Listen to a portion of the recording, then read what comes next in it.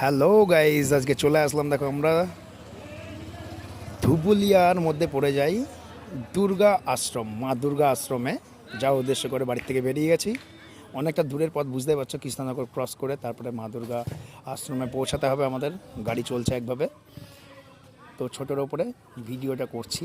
দেখো, পুরো ভিডিওটা না দেখলে হয়তো দেখতে পাবে না। জায়গাটা খুবই সুন্দর, একটা দারুণ একটা প্লেস, সুন্দর একটা মন্দির। জায়গাটার নাম হচ্ছে মা দুর্গা আশ্রম। এই যে সেই আশ্রমটা এপার থেকে ওপারে দেখা যাচ্ছে, পুরোটা দেখানোর চেষ্টা করছি। এই যে উপরে লেখা আছে মা দুর্গা আশ্রম, ভেতরে ঢুকে যাচ্ছি আমরা। দারুণ জায়গা, পুরো ভিডিও। হেলমেটটা মাথায় পড়েছিলাম, বুঝতেই পারছো চুলের অবস্থা। পৌঁছে গেছি আমরা দুর্গা মন্দিরে। আমি আমার মেয়েকে নিয়ে চলে এসেছি। সবাই দেখি এই দুর্গা মন্দিরে এসে অনেক রকমের ভিডিও, অনেক রকমের পোস্ট, ছবি দেয়, কিন্তু আমরা হয়তো আসতে পারি না। গোয়াটা অনেকটা দূরের পথ বাড়ির থেকে। বাড়ি বীরনগর, এটা ধুবুলিয়ার মধ্যে পড়ে যায়। দেখাচ্ছি, দেখো ভোলেনাথ কীভাবে বসে আছে।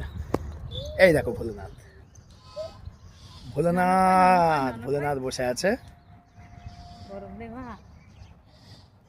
সুন্দর বসার জায়গা, মানে অবশ্যই মানে অপরূপ সুন্দর। এর উপরে সুন্দর তো পরিস্থিতি আর কোনো জায়গায় দেখতে পাওয়া যায় না। মন্দিরে বহু রকম জায়গাতে গেছি, এত সুন্দর জায়গা, সুন্দর একদম। ভোলেনাথ বসে আছে, বুঝতে পারছো কোন জায়গায়। একদম আসি আমি, কিন্তু মন্দিরতে একবার বসে আছে, ঢুকি এবং সুন্দর জায়গায়, পুরোটা আরো সুন্দর জায়গা। ফিরে তারপর বাড়ির দিকে যাই। ভালো লাগলো, কেমন লাগলো অবশ্যই কমেন্ট করে জানিয়ে দিও সবাই। ভালোভাবে ভিডিওটা করতে পারছি না, খুব তাড়া আছে। এই যে মা আর মেয়ে এখন হেঁটে বেড়াচ্ছে। এই জায়গাটা সব থেকে সুন্দর জায়গা। আমার মেয়ে আমার পেছন পেছন ছুটে বেড়াচ্ছে। ঝাউ গাছে ভর্তি চারিদিকে, সুন্দর একটা রাস্তা তৈরি করেছে।